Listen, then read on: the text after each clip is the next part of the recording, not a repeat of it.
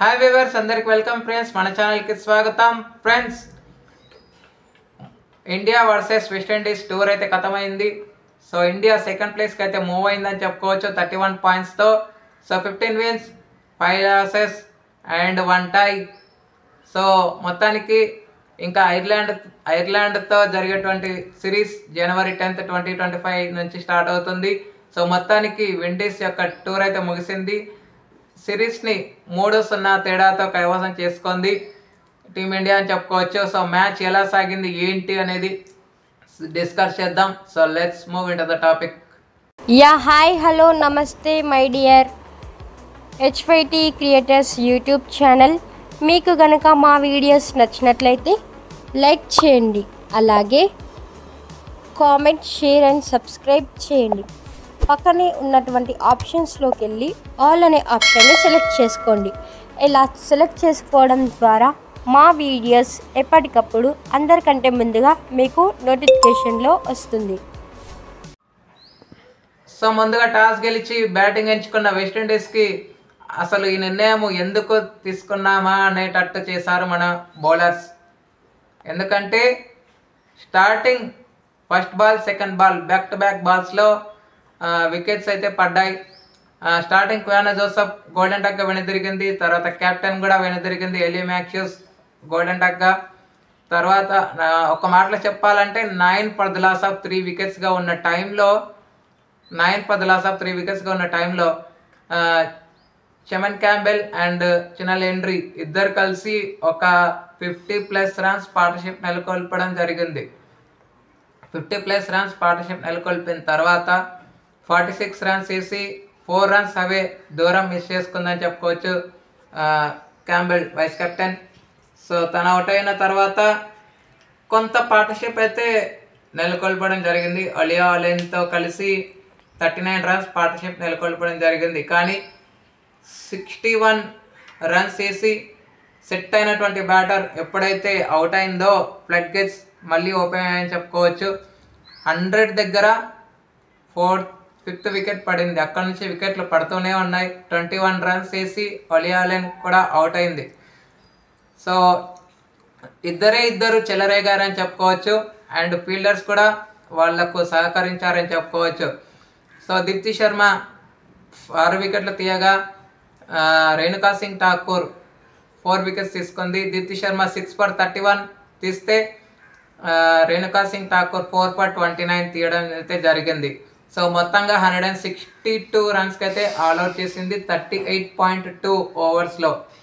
అనంతరం లక్ష్య ఛేదన వారం ఇచ్చిన టీమిండియాకి ఎప్పుడు ఓపెనింగ్ స్టార్ట్ అద్భుతంగా వచ్చేది, కానీ ఈరోజు తడబడారని చెప్పుకోవచ్చు మన వాళ్ళు.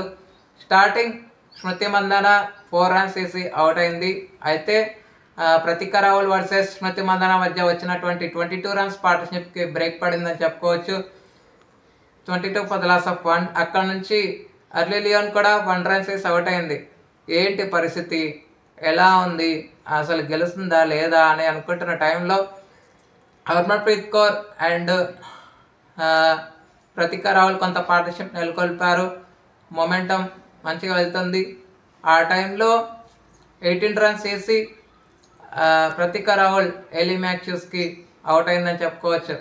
అద్భుతంగా ప్లాన్ చేసి అవుట్ చేశారని చెప్పుకోవచ్చు 18 రన్స్కి. సో తర్వాత 70 for the loss of 4 wickets కాడ నుంచి మరో వికెట్ పడకుండా కొంతవరకు అయితే అడ్డుకున్నారు. 50 రన్స్ పార్ట్నర్షిప్ 56 రన్స్ పార్ట్నర్షిప్ నెలకొల్పారు దీప్తి శర్మ అండ్ జమీమా రోడ్రిగ్స్ ఇద్దరు కలిసి. సో జమీమా రోడ్రిగ్స్ 29 రన్స్ వేసి అవుట్ అయ్యే సమయానికి అప్పటికి జరగాల్సిన డ్యామేజ్ అంతా జరిగిపోయింది. ఎందుకంటే ఇంకా 36 రన్స్ ఉన్నాయి చేస్ చేయడానికి. సో రిచా ఘోష్ వచ్చింది. రిచా ఘోష్ గురించి మనందరికి తెలిసిందే కదా, ఓరమాస్ బ్యాటింగ్ చేస్తుంది. సో అదే జరిగింది ఈరోజు కూడా. ఒక 4, 3 6ల సాయంతో 23 రన్స్ అయితే చేయడం జరిగింది. సో 39 రన్స్తో దీప్తి శర్మ నాట్అవుట్గా ఉంది. ఆల్రౌండ్ పర్ఫార్మెన్స్ ఇచ్చిందని చెప్పుకోవచ్చు ఈరోజు దీప్తి శర్మ. సో 28.2 ఓవర్స్లోనే మ్యాచ్ అయితే కీలకతం కనుబంద్. సో 3-0తో సిరీస్ అయితే కైవసం అయింది. ఇండియా వన్డే సిరీస్ని వైట్ వాష్ చేసిందని చెప్పుకోవచ్చు వెస్టిండీస్ని. So player of the match award అయితే దీప్తి శర్మ 6 for 31 తీసింది కాబట్టి తనకు వచ్చింది. ఈ ఎంటైర్ సిరీస్లో రేణుకా సింగ్ ఠాకూర్ 10 వికెట్స్ తీసినందుకు ప్లేయర్ ఆఫ్ ది సిరీస్ అయితే తనకు రావడం జరిగింది.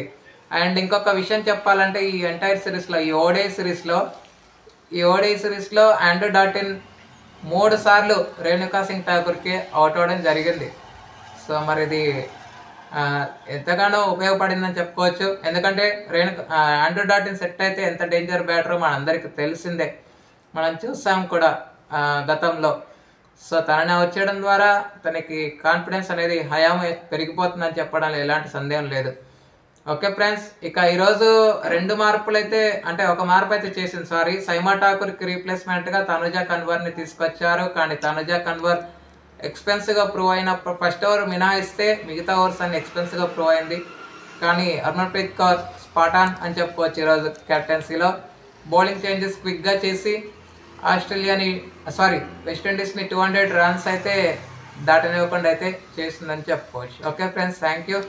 ఇక మనము ఐర్లాండ్ సిరీస్ కోసం వెయిట్ చేయక తప్పదు. Thank you friends. ఇలాంటి అప్డేట్స్ కోసం ఛానల్ని సబ్స్క్రైబ్, షేర్, లైక్, కమెంట్ చేయండి. మరొక అప్డేట్తో మీ ముందు ఉంటాను ఫ్రెండ్స్. అంతవరకు సెలవు, నమస్కారం.